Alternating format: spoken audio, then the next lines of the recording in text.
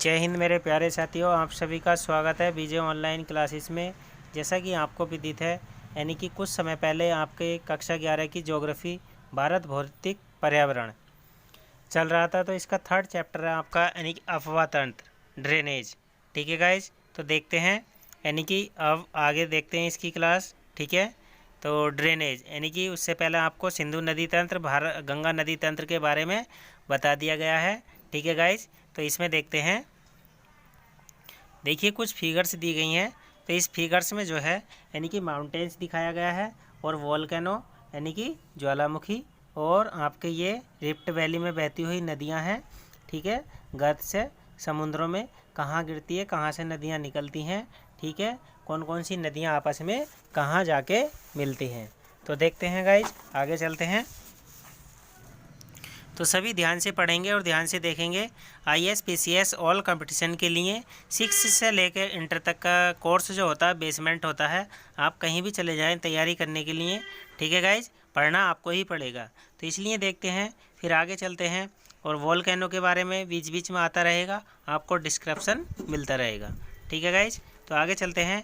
Text book का अध्ययन चल रहा है ये हमारा, यानी कि अफवाह तंत्र। चैप्टर का नाम है आपका अफवाह तंत्र यानी कि ड्रेनेज। ठीक है, यानी कि नदियाँ कैसे बहती हैं, कहाँ गिरती हैं और कौन सी नदी कहाँ संगम होता है। ठीक है गाइज, तो इसके बारे में हम डिटेल से जानेंगे।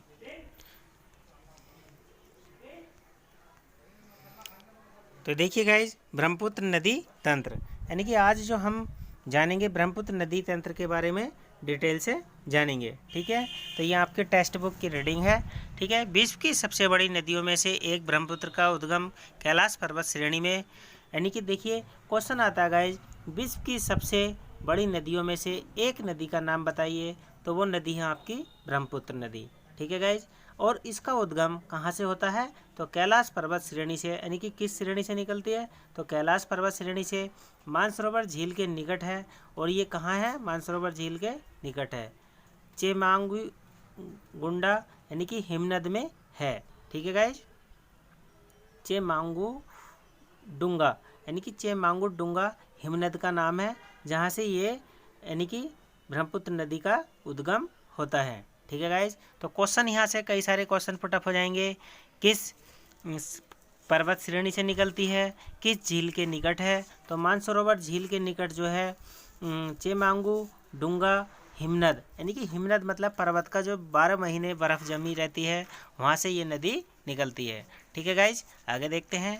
यहाँ से यह पूर्व दिशा में अनुदैर्ध्य रूप में बहती हुई दक्षिण तिब्बत के शुष्क, यानी कि ये अनुदैर्ध्य रूप में बहती हुई दक्षिणी तिब्बत के शुष्क व समतल मैदान में लगभग 1200 किलोमीटर की दूरी तय करती है।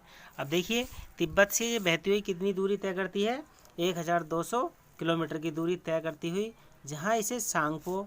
अब देखिए तिब्बत में जो है इसको किस नाम से जाना जाता है गाइज, तो देखिए कभी कभी आ जाता है क्वेश्चन कि आपका पूछ लेंगे कि तिब्बत में ब्रह्मपुत्र नदी को किस नाम से जाना जाता है, तो वहाँ इसको सांगपो के नाम से जाना जाता है।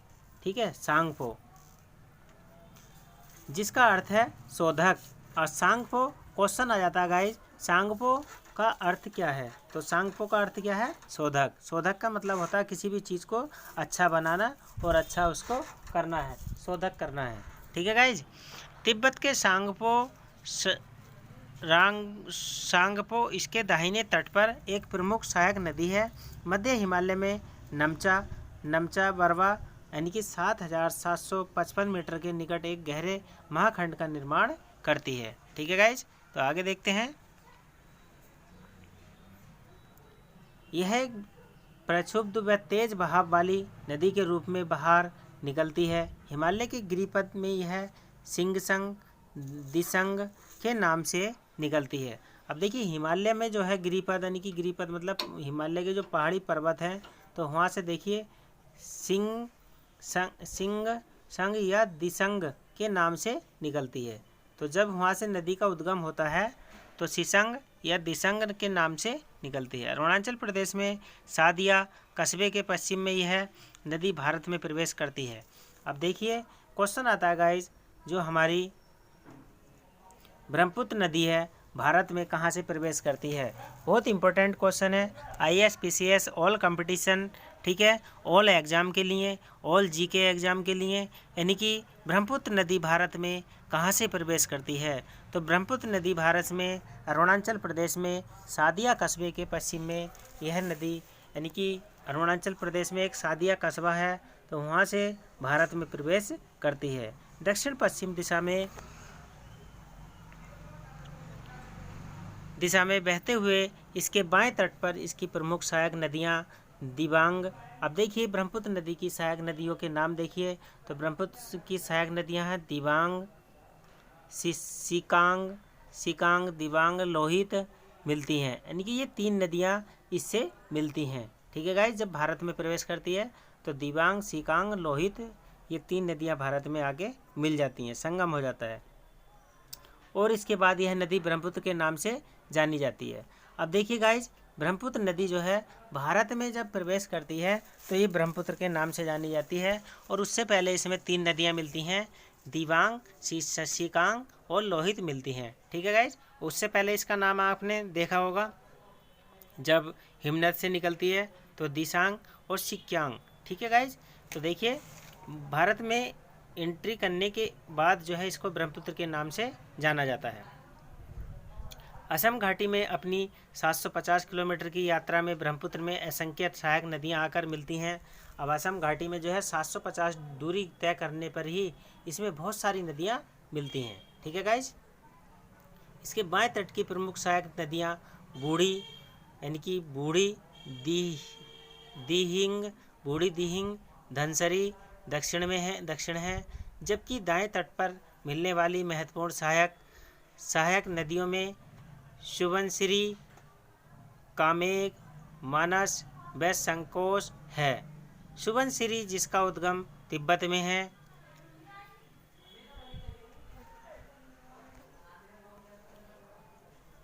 एक पूर्ववर्ती नदी है। पूर्ववर्ती का मतलब पहली नदी है। नदी बांग्लादेश में प्रवेश करती है, और जब ब्रह्मपुत्र नदी बांग्लादेश में प्रवेश करती है, यानी कि ब्रह्मपुत्र नदी जब बांग्लादेश में जाती है तो फिर दक्षिण दिशा में बहती है, और बांग्लादेश में यह जमुना कहलाती है। अब देखिए ब्रह्मपुत्र नदी को बांग्लादेश में किस नाम से जाना जाता है। क्वेश्चन आएगा गाइज आपका कि ब्रह्मपुत्र नदी को बांग्लादेश में किस नाम से पहचानते हैं या जानते हैं, तो आप किस नाम से जानेंगे, जमुना। ठीक है, यानी कि ब्रह्मपुत्र नदी को बांग्लादेश में किस नाम से जाना जाता है, जमुना। और तीस्ता नदी इसके दाहिने किनारे पर मिलती है, ठीक है गाइज। अंत में यह नदी पद्मा के साथ मिलकर बंगाल की खाड़ी में जा गिरती है। अब देखिए अंत में जब लास्ट में जब बंगाल की खाड़ी में, तो यह पद्मा के साथ मिलकर बंगाल की खाड़ी में जा गिरती है। क्वेश्चन आता है गाइज, ब्रह्मपुत्र नदी किस खाड़ी में गिरती है, तो क्वेश्चन आता है बंगाल की खाड़ी में गिरती है। अंत में यह नदी पद्मा के साथ मिलकर बंगाल की खाड़ी में जा गिरती है। ठीक है, तो आगे चलते हैं, आगे देखते हैं। ब्रह्मपुत्र नदी बाढ़ मार्ग परिवर्तन एवं तटीय अपर्दन के लिए जानी जाती है।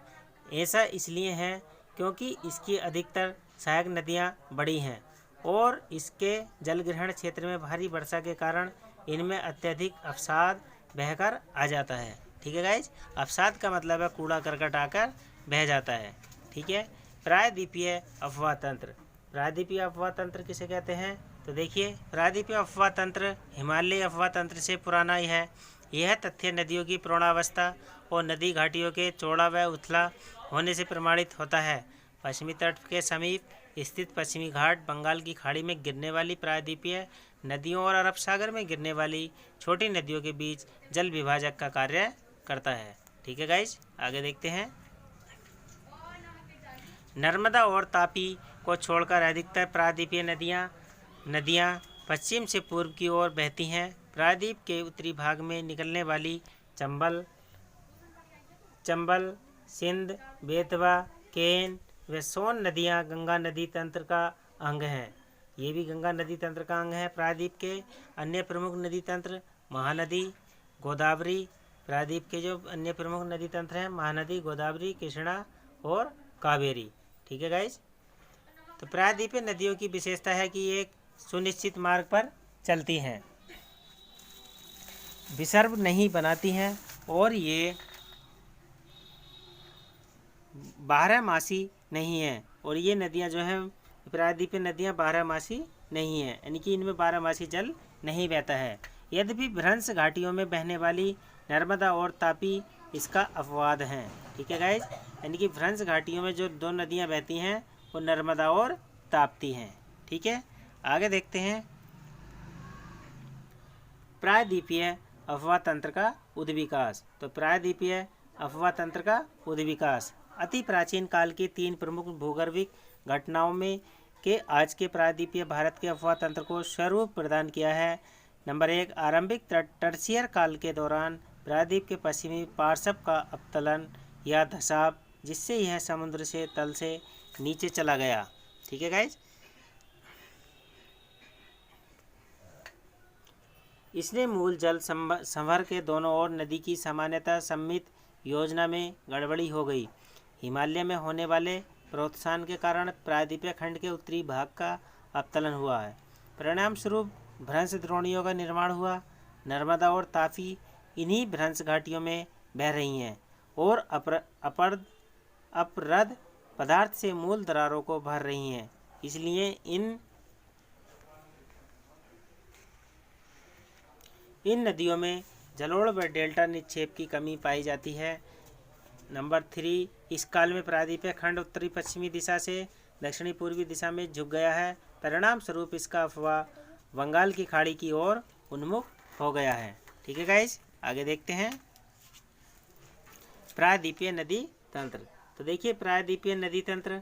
प्रायद्वीपीय अफवाह में अनेक नदी तंत्र हैं। प्रमुख प्रायद्वीपीय नदी तंत्रों का संक्षिप्त विवरण इस प्रकार है। महानदी छत्तीसगढ़ के रायपुर जिले में सिहावा के निकट निकलती है, यानी कि महानदी जो है कहाँ निकलती है? छत्तीसगढ़ के रायपुर जिले में सिहावा के निकट निकलती है। ठीक है गाइस, ओडिशा से बहती हुई अपना जल बंगाल की खाड़ी में विसर्जित करती है। यह नदी 851 किलोमीटर लंबी है और इसका जल ग्रहण क्षेत्र लगभग 1,42,00,000 वर्ग किलोमीटर है। इसके निचले मार्ग में नौ संचालन भी होता है। इस नदी की अफवाह द्रोणी का 53% भाग मध्य प्रदेश छत्तीसगढ़ में और 47% भाग ओडिशा राज्य में विस्तृत है। गोदावरी सबसे बड़ा प्रायद्वीपीय नदी तंत्र है, यानी कि गोदावरी जो है सबसे बड़ा प्रायद्वीपीय नदी तंत्र है, यानी कि गोदावरी नदी का जल ज़्यादा है। इससे दक्षिणी गंगा के नाम से भी जाना जाता है। क्वेश्चन बहुत आता है गाइज, इंपॉर्टेंट क्वेश्चन है ISPCS all competition all university exam के लिए भी, कि दक्षिण की गंगा किस नदी को कहते हैं? तो दक्षिण की गंगा गोदावरी नदी को कहते हैं। यह दक्षिण की गंगा को किस नाम से जानी जाती है? तो गोदावरी नदी को हम दक्षिण की गंगा कहते हैं। यह महाराष्ट्र में नासिक जिले से निकलती है।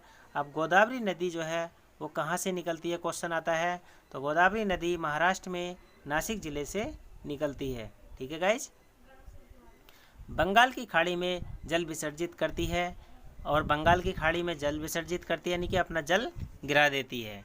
ठीक है, अब इसकी सहायक नदियाँ देखते हैं गोदावरी की। तो इसकी सहायक नदियाँ महाराष्ट्र, मध्य प्रदेश, छत्तीसगढ़, ओडिशा, आंध्र प्रदेश राज्यों से गुजरती हैं। किसकी? गोदावरी की जो सहायक नदियाँ हैं इन राज्यों से होके गुजरती हैं। ठीक है गाइज, 1465 किलोमीटर लंबी नदी जिसका यानी कि गोदावरी नदी जो है उसका जल तंत्र जो है 1465 किलोमीटर लंबी नदी है, जिसका जल ग्रहण क्षेत्र 3.13 लाख वर्ग किलोमीटर है। इसके जल ग्रहण क्षेत्र का 49% भाग महाराष्ट्र में, 20% भाग मध्य प्रदेश में, छत्तीसगढ़ में और शेष भाग आंध्र प्रदेश में पड़ता है। इसकी मुख्य सहायक नदियों में पेनगंगा, इसकी जो सहायक नदियाँ पेनगंगा, इंद्रावती, प्राणहित, मंजरा इसकी सहायक नदियाँ हैं। पोलावरम के दक्षिण में जहाँ इसके मार्ग के निचले भागों में भारी बाढ़ें आती हैं, गोदावरी एक सुदृढ़ प्रपात की रचना करती है। इसके डेल्टाई भाग में ही नौ संचालन संभव है। राजमुंद्री के बाद यह नदी कई धाराओं में विभक्त होकर एक बहुत बृहद डेल्टा का निर्माण करती है, यानी कि बहुत बड़े डेल्टा का निर्माण करती है। ठीक है गाइज। कृष्णा पूर्व दिशा में बहने वाली दूसरी बड़ी प्रायद्वीपीय नदी है जो सह्याद्री में महाबालेश्वर के निकट निकलती है। इसकी कुल लंबाई 1401 किलोमीटर है। कोयना, तुंगभद्रा, भीमा इसकी प्रमुख सहायक नदियां हैं। ठीक है। इस नदी के कुल जलग्रहण क्षेत्र का 27% भाग महाराष्ट्र में, 44% भाग कर्नाटक में, 29% भाग आंध्र प्रदेश में और तेलंगाना में पड़ता है। ठीक है गाइज, आगे देखते हैं। कावेरी नदी कर्नाटक के कोगाडू जिले में ब्राह्मरी पहाड़ियों 1341 मीटर से निकलती है, यानी कि ऊंचाई से। इसकी लंबाई 800 किलोमीटर है और यह 81,155 वर्ग किलोमीटर क्षेत्र को अववाहित करती है।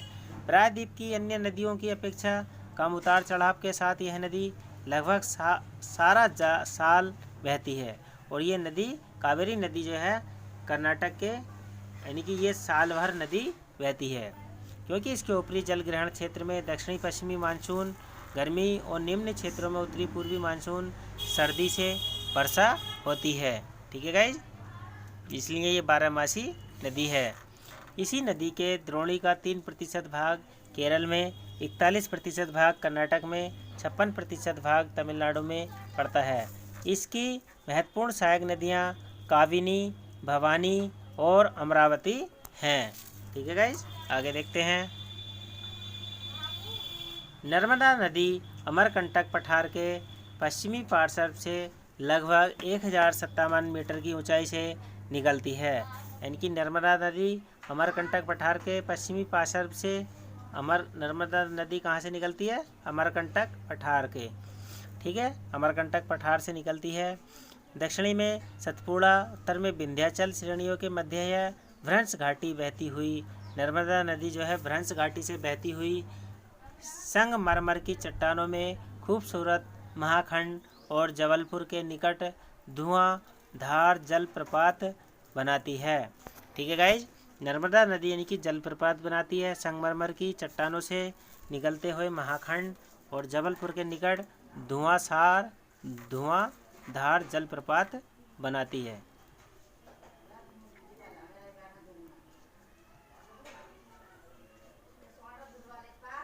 नर्मदा नदी बहुत इम्पोर्टेंट है। नर्मदा नदी यानी कि दक्षिण की लगभग 1312 किलोमीटर की दूरी तक बहने के बाद भी है भड़ोच के दक्षिण में अरब सागर में मिलती है। और नर्मदा नदी किस सागर में गिर जाती है? अरब सागर में गिर जाती है। ठीक है गाइज, 27 किलोमीटर लंबा ज्वार नदमुख बनाती है। सरदार सरोवर परियोजना इसी नदी पर बनाई गई है।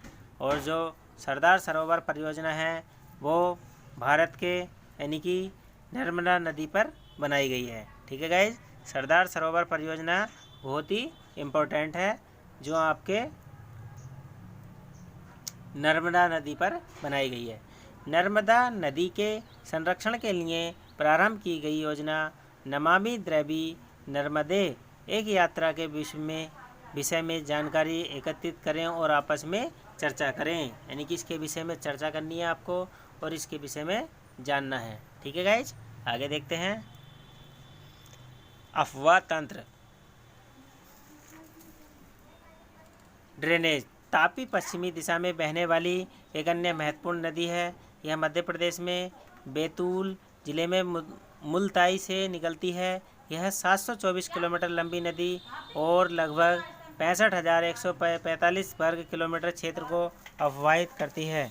इसके अववाह क्षेत्र का 79% भाग महाराष्ट्र में, 15% भाग मध्य प्रदेश में और शेष 6% भाग गुजरात में पड़ता है। आगे देखते हैं गाइज। अरावली के पश्चिम में लूनी राजस्थान का सबसे बड़ा नदी तंत्र है। तो देखिए, राजस्थान का सबसे बड़ा नदी तंत्र लूनी नदी। ठीक है, यानी कि लूनी नदी तंत्र राजस्थान का सबसे बड़ा नदी तंत्र।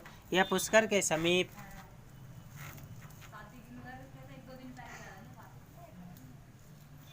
पुष्कर के नज़दीक पुष्कर दो धाराओं सरस्वती और सागरमती के रूप में उत्पन्न होती है, जो गोविंदगढ़ के निकट आपस में मिल जाती है। यहाँ से यह नदी अरावली पहाड़ियों से निकलती है और लूनी कहलाती है, यानी कि लूनी कहलाती है। कहाँ से? लूनी राजस्थान का सबसे बड़ा नदी तंत्र है। पुष्कर के समीप दो धाराओं सरस्वती और सागरमती, यानी कि सरस्वती और सागरमती के रूप में उत्पन्न होती है, जो गोविंदगढ़ के निकट आपस में मिल जाती है। यहाँ से यह नदी अरावली पहाड़ियों से निकलती है और लूनी कहलाती है। तलवाड़ा यह पश्चिमी दिशा में बहती है और तत्पश्चात दक्षिणी पश्चिमी दिशा में बहती हुई कच्छ के रन में जा मिलती है। ठीक है गाइज, यह संपूर्ण नदी तंत्र अल्पकालिक है। अल्पकालिक मतलब कुछ समय के लिए है। आवाज नहीं। पश्चिम की ओर बहने वाली छोटी नदियाँ, पश्चिम की ओर बहने वाली छोटी नदियाँ अरब सागर की ओर बहने वाली नदियों का जलमार्ग छोटा है। इनका मार्ग छोटा क्यों है?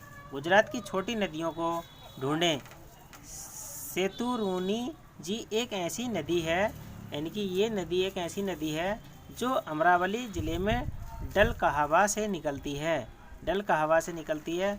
भद्रा नदी राजकोट ज़िले के अनियाली गांव के निकट से निकलती है। ढाढर नदी पंचमहल ज़िले के घंटार गांव से निकलती है। साबरमती और माही गुजरात की दो प्रसिद्ध नदियां हैं। गुजरात की, अब आपसे क्वेश्चन आता है गाइज कि गुजरात की दो प्रसिद्ध नदियों के नाम बताइए। तो गुजरात की दो प्रसिद्ध नदियां हैं साबरमती और माही। गुजरात की दो प्रसिद्ध नदियां हैं। इन नदियों के संगम स्थल ढूंढिए और महाराष्ट्र के पश्चिम की ओर बहने वाली कुछ नदियों के भी पता लगाइए। ये काम आपको करना है गाइज। खोजिए, सर्च करिए, यानी कि आप जितना खोजेंगे, सर्च करेंगे, उतना आपका दिमाग फास्ट बढ़ेगा और आगे चलेगा। ठीक है गाइज। नासिक ज़िले में त्रिम्बक पहाड़ियों में 670 मीटर की ऊंचाई पर बैतरणा नदी निकलती है। कालिंदी नदी बेलगांव ज़िले से निकलकर करवाड़ा की खाड़ी में गिरती है। वेदित नदी हुबली धारवाड़ा से निकलती है और 161 किलोमीटर लंबा मार्ग तय करती है। शेरावती पश्चिम की ओर बहने वाली कर्नाटक की एक अन्य महत्वपूर्ण नदी है। शेरावती कर्नाटक के शिवमोगा जिले से निकलती है और इसका जलग्रहण क्षेत्र 2209 वर्ग किलोमीटर है। उस नदी का नाम ज्ञात करें जिस पर गरसोपा जोग प्रपात है। तो ये आपको गाइज ढूंढना है, सर्च करना है। ठीक है गाइज, आप पढ़िएगा और सर्च करिएगा। ठीक है, अपनी जिज्ञासा बरकरार रखें। जिज्ञासा होगी तो आप ढूंढेंगे और आगे बढ़ेंगे।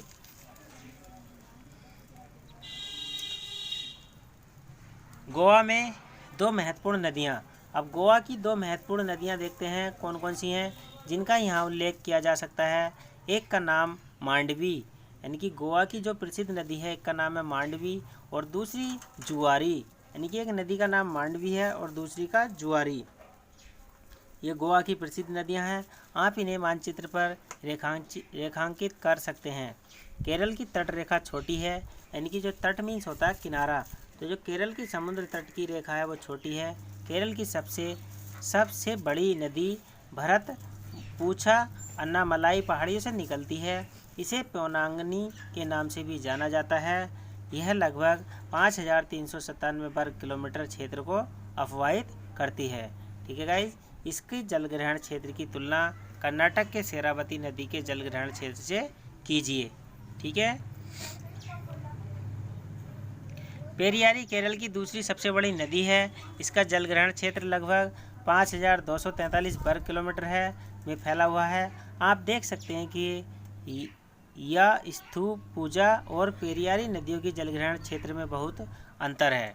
ठीक है गाइज, आगे देखते हैं। केरल की अन्य उल्लेखनीय नदी पावा है, जो उत्तरी केरल में 177 किलोमीटर लंबा मार्ग तय करती हुई वेम्बनाड झील में जा गिरती है। अध्यापक महोदय पश्चिम की ओर बहने वाली छोटी नदियों की तुलना महत्व की व्याख्या कर सकते हैं। ठीक है गाइज, यानी कि आप इनकी महत्व की तुलना या व्याख्या सुन सकते हैं। तो देखिए, नदी जलग्रहण क्षेत्र वर्ग किलोमीटर है।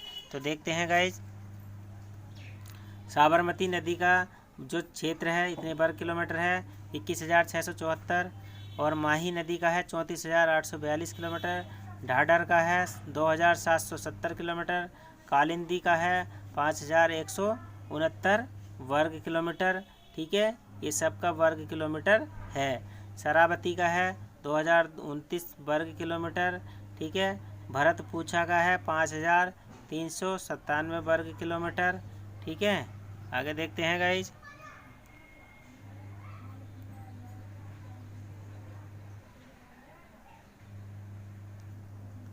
आगे देखते हैं पेरियार। पेरियार का है आपका 5,243 वर्ग किलोमीटर। पूर्व की ओर बहने वाली छोटी नदियाँ। अब आप पूर्व की ओर बहने वाली छोटी नदियों के बारे में आगे जानेंगे। ठीक है गाइज, तो इनका आपने जो है नदियों का यानी कि वर्ग क्षेत्र कितने, साबरमती, माही, ढाढर, कालिंदी, शरावती, भरतपूछा, पेरियार नदियों का जल क्षेत्र देखा आपने, यानी कि कितने वर्ग किलोमीटर में ये अपना जल सिंचाई के लिए प्रदान करती हैं। ठीक है गाइज, तो आगे फिर से देखेंगे, फिर से जानेंगे। आगे के लिए इतना ही काफ़ी है। ठीक है गाइड, वीडियो को पूरा देखे करें और देखने के बाद अपने नोट्स ज़रूर बनाएं। इम्पोर्टेंट्स क्वेश्चन, इम्पोर्टेंट्स नोट्स अपने बनाएं, ताकि आप कोई भी कंपटीशन देने जाएं तो आपका कोई भी कंपटीशन छूट ना पाए और आप सभी कंपटीशन में सक्सेसफुल सफलता 100% पाएँ। ठीक है गाइज, और वीडियो को लाइक करें, चैनल को सब्सक्राइब करें और शेयर करें।